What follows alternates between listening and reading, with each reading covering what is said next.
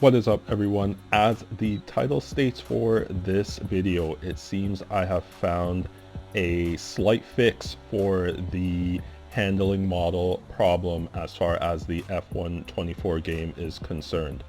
So as I was doing testing and recording footage for the planned upcoming video I was planning on releasing, which is, or was going to be, the second part to the suggestions that I have for the upcoming F125 game, I decided to test something else out, and this is what I found. This is me going through Puan. My setup for this track is 12 on the front wing and 0 on the rear wing.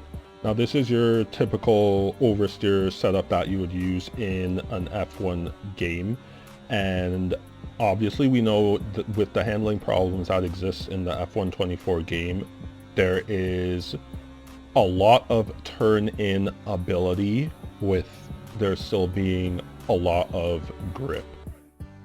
So what it is I decided to test, I decided to switch the values of my wings. So I ended up making the front wing 0 and the rear wing 12. And I want you to take a look at this footage and look at the difference in handling as opposed to the previous clip with my wing set at 12-0 or having an oversteer setup.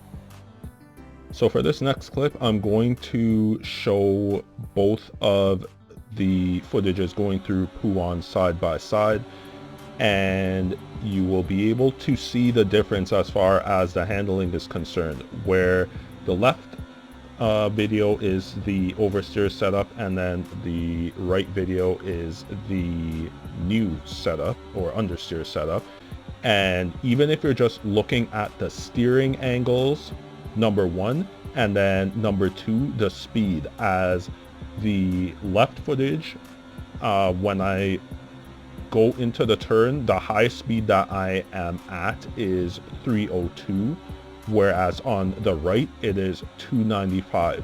Yet I need much more steering angle in order to be able to take the turn on the right footage, as well as the fact that you're not seeing that snappy oversteer like you do in the left footage or when you're using an oversteer setup. So after discovering this, I thought to myself, what are the turn or turns in the F1 game on certain tracks that make the handling model look its worst? And there were two that came to mind.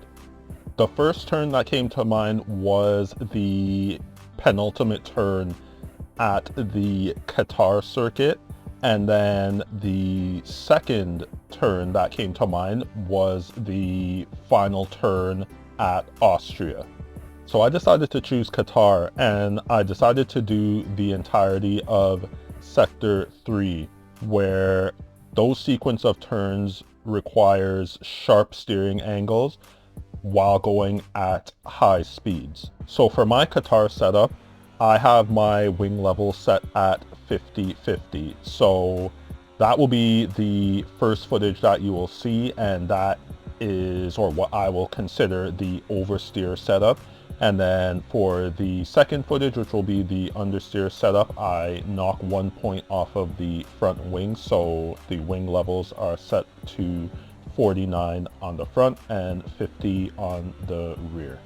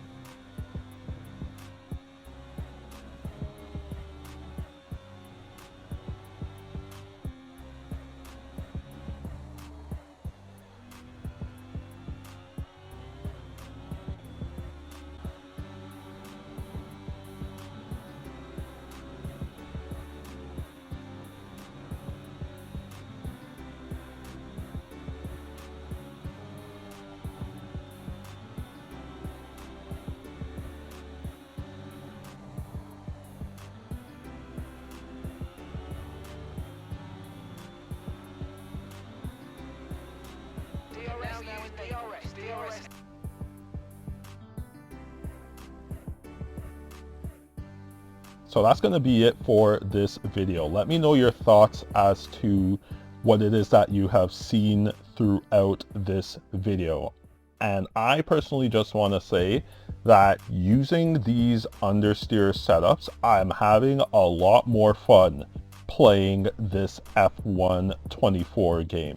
And I would encourage anyone who watches this video to try out what it is that I have done as far as switching the rear and front wing values for whatever setup it is that you use, and try it out and see if it makes your experience driving in the game better. So that's going to be it for this video. I do have a lot more testing to do in the game, and also I have more suggestions for the F1 25 game, which I will be making videos in the future as far as that is concerned. So make sure that you look out for those videos. Make sure to like and subscribe, and I will see you back here for my next video. As always, take care.